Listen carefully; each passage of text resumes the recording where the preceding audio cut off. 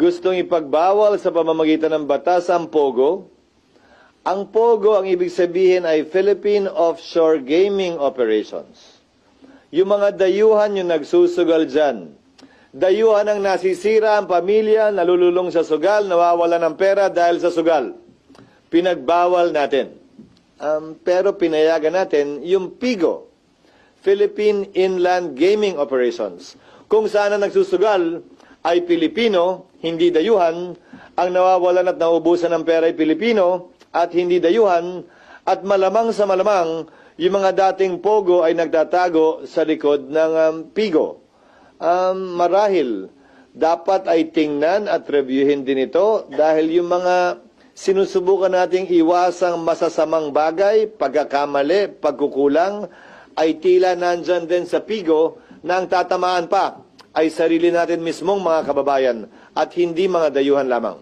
Not reconsidered for PAGCOR to review this. Alam ko malaking pera ang nakukuha ng PAGCOR dito, malaking source of revenue ito at income sa parte ng pamahalaan. Pero kung natalikuran nga nila ay malaking revenue at income din sa POGO, walang rason para hindi nila kayang talikuran din yung malaking income sa PIGO kung nakakasama na talaga ito sa ating mga kababayan.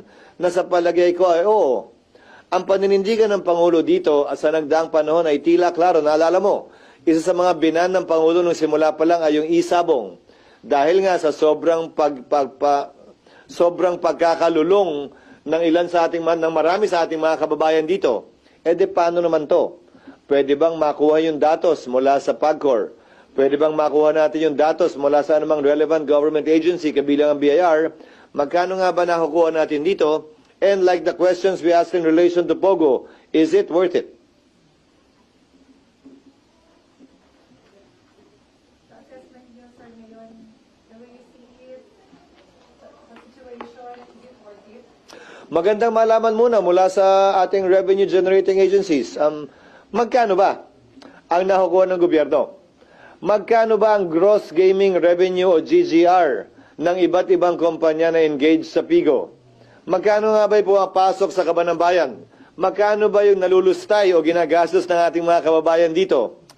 Hindi ko alam yung kasagutan sa mga tanong na yun. Magandang matanong yung relevant government agencies at nang makapagpasa tayo mismo kung gusto ba natin ituloy ito o hindi. Pero may batas man o wala, inutos na ng Pangulo at pinatupad na ng PAGCOR ang pagbabawal sa lahat ng POGO.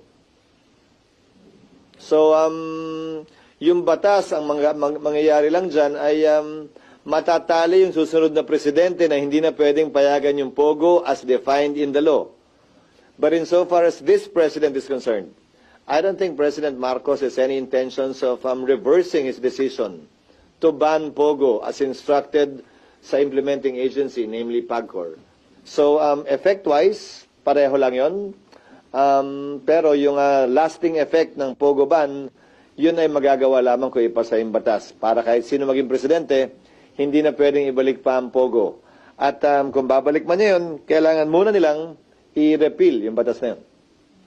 Pero sir, di ba yung walang commitment to have it passed before you join para maging batas na siya? It depends. Commitment kanino? What do you mean? Sa akin? Kayo, sir? Ako walang problemang ipasa yun. Wala namang karamihang problema, but it just has to go through the rigors of legislation. I don't think there's anyone in the Senate really strongly opposed to it. It just has to go through the rigors of legislation. Nasa period of interpellation na siya ngayon, na sponsor na yan ni Senator Win. So, tatanungin mo ako, may pag-asa bang makahabol yan? Meron, pero tanungin nyo nga rin, meron bang counterpart version sa Kamara yan? Hindi ko alam eh. Hindi ko alam. Kasi kung may counterpart version sa Kamara na naaprubahan na, may labang mahabol pa yan sa 2 weeks namin pag-resume.